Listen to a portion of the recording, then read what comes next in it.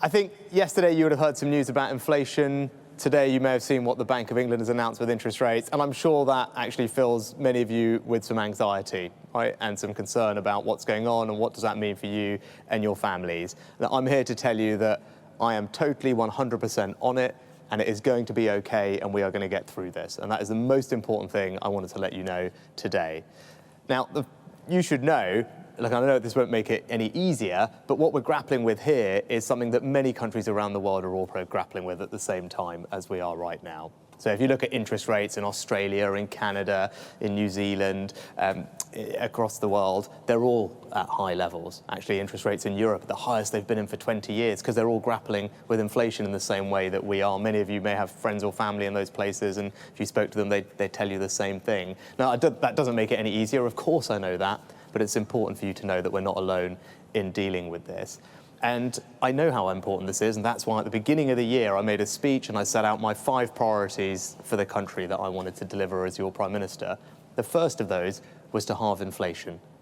I know how important this is. That's why I set it as my top priority. And look, it's not easy, right? Rooting out inflation is not easy. It requires difficult decisions, doesn't happen overnight. But if we don't get on top of it, it would just get worse and it would last longer. And that's not going to do anyone any favours. It's not going to be good for you and your families in the long run. And even though it means I have to make some difficult decisions, that's the type of Prime Minister I am, because I want to do the right thing for you and your families in the long term. Now, look, why does inflation matter? Right? Like, why did it matter to me? Why did I set it as my top priority? It's pretty simple. It's because inflation eats into the pounds in your pocket. It's as simple as that. Makes everybody poorer.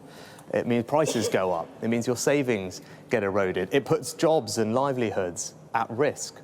And that's why it's so important that we target it and get it down. That's why I said I wanted to halve it on its way to getting it back down to 2% where it belongs.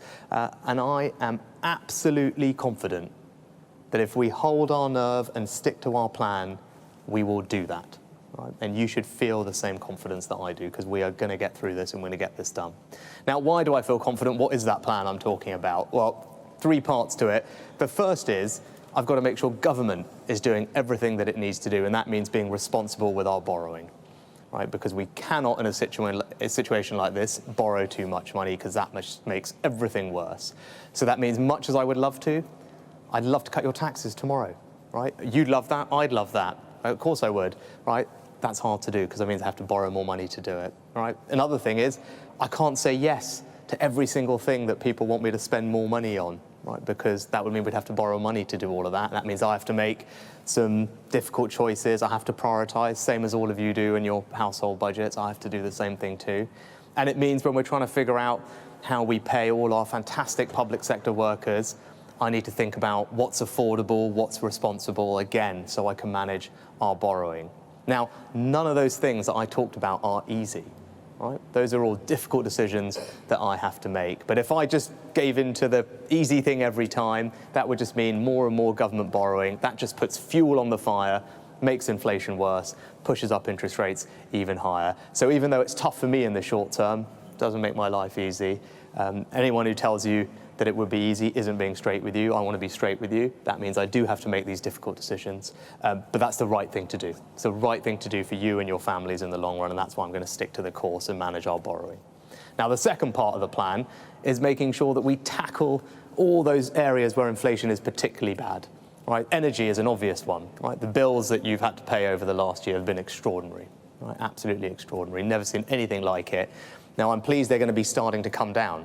Right, so bills are going to come down about 430 quid starting in July. That's good news. So hopefully we're over the worst of this, and they'll keep coming down after that. But that's just now. We need to make sure this doesn't happen again and that they keep coming down. That means we need to have more energy. So we're investing more in renewable energy like offshore wind, building new nuclear power stations, but also making sure that we get more energy here at home from the North Sea, more oil and gas, which we're going to need for the next few decades as we transition to a cleaner future. So we're investing in that too. Now, food is another area where your weekly shop, right, has gone up far too much in the past few months especially. So we're looking at the supermarkets, making sure that they're behaving responsibly and fairly when it comes to pricing all those products to make sure that we're easing the burdens on your weekly shop. And then when it comes to jobs, I think most of you probably reading the paper, you'll have seen that businesses everywhere really need people to work at the moment, and it's finding it hard to find them almost everywhere.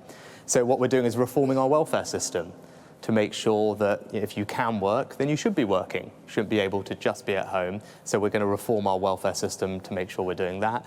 But at the same time, we're also cutting the cost of childcare to make it easier for those working parents who want to work to be able to go back to work after they have children, because that's something that I think will make a difference too. So that's the kind of second part of the plan, just going after all those specific things. Then the third part of the plan is helping those who most need help through the worst of this. Now, how have we done that? Well, most importantly, we've helped with your energy bills. You might not know this, but we actually made a decision, I made a decision when I was your Chancellor, to tax the kind of excess profits that the energy companies are making because of the war in Ukraine, and use that money to help pay all your energy bills. And so that support is worth about half of your typical family's energy bill.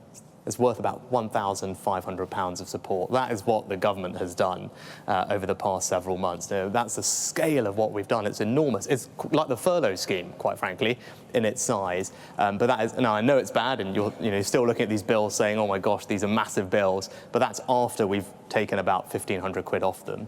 So that gives you a sense of how much we've tried to help on energy. But it's not just on energy. We're also providing extra help for people who really need a bit of extra help.